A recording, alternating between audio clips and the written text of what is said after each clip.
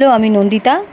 আমি একজন হাউসওয়াইফ থেকে ছোট্ট একটা বিজনেসম্যান মা হওয়া স্বপ্ন আছে, যেটাতে আমি নিজের পায়ে দাঁড়িয়ে নিজে ছোটোখাটো কিছু করব। তার জন্য ছোট্ট একটা বিজনেস আইডিয়া রেডি করেছি, নিজেকে দাঁড় করানো, যাতে আমি আমার সংসার সামলে, আমার বাচ্চাকে সামলে যাতে নিজের পায়ে দাঁড়াতে পারি। কারণ এখনকার বাজারে একটা হাজব্যান্ড বলো, একটা সংসারে একার উপর ডিপেন্ড করা চলে না। তাই নিজে ছোট্ট একটা বিজনেস স্টার্ট করতে চলেছি, যেখানে আমি আপনার কি করব না করব সেটা রেডি করেছি। আমার লোগো তৈরি হচ্ছে, তো অবশ্যই সেই লোগোটা তোমরা দেখতে পাচ্ছ। তো সেই লোগো লোগোটা কমপ্লিট করা হয়েছে। তো এই লোগো প্রিন্ট হবে, দু রকম লোগো প্রিন্ট হবে।